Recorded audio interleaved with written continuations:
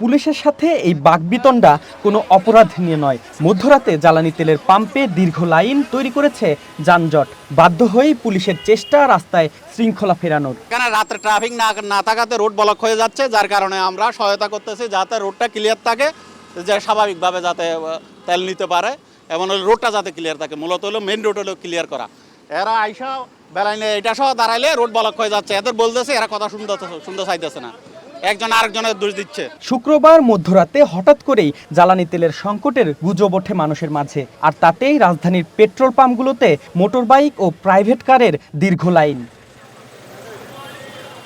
মধ্যপ্রাচ্যে তেলের রপ্তানি বন্ধ থাকায় দেশে জ্বালানি তেলের সংকট ও দাম বৃদ্ধি হতে পারে এমন ধারণা নিয়ে মানুষ ভিড় করছেন পাম্পগুলোতে, আর তাতেই বাড়ছে ভোগান্তি।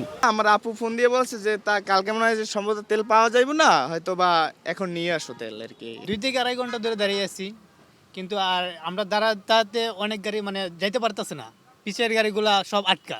ভোগান্তি ভাইয়া, আসলে রোজার দিন তো একটু তো ভোগান্তি হচ্ছেই, প্লাস অনেকেই আমরা যারা আসছি খুব বাধ্য হয়ে আসছি, কারণ আমার একদমই তেল ছিল না। মোটর বাইক চালকদের অভিযোগ, মানুষের এই শঙ্কাকে পুঁজি করে তেল বিক্রিতে নানা নাটকীয়তা করছেন পাম্প কর্তৃপক্ষ। প্রাইভেট কারগুলো পর্যাপ্ত তেল সংগ্রহ করতে পারলেও মোটর বাইকের জন্য সীমাবদ্ধতা রাখছেন বলে অভিযোগ মোটর বাইক চালকদের। 500 টাকার তেল আর কয়দিন যায়? 2 দিন, সর্বোচ্চ 2 দিনের তেল এটা। কিন্তু এটার ভিতরেও একটা সমস্যা, আমাদের হুন্ডাতে 500 টাকার উপরে তেল দিচ্ছে না, অথচ প্রাইভেট কারে ফুল ট্যাঙ্কি তেল দিচ্ছে।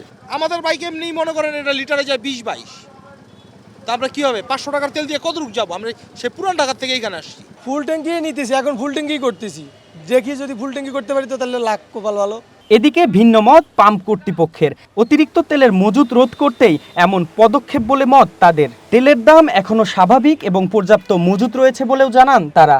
মোটরসাইকেল 500, প্রাইভেট কার তো আমি বলতে পারি না, প্রাইভেট কার আমি দিচ্ছি না। আমরা জানি সব কিছু নর্মাল আছে, হয়তো কি আমরা যেখান থেকে তেল আনি সেখানে একটু গাড়ি ভিড় বেশি, একটু গাড়ি অথবা 1 ঘন্টা একটু কম দিতে পারে, তেল শর্ট থাকতে পারে, আবার 1 ঘন্টা পর ঠিকই চলে আসবে। বাট মানে পাবলিক আর কি একটু ঝামেলা পড়ে গেছে এইসব নিয়ে আর কি। মানুষের এই শঙ্কাকে পুঁজি করে কোনো মহল যাতে দেশের তেলের বাজার অস্থিতিশীল করতে না পারে এমন প্রত্যাশা জনগণের। Mahmudul Hasan, one news, Dhaka.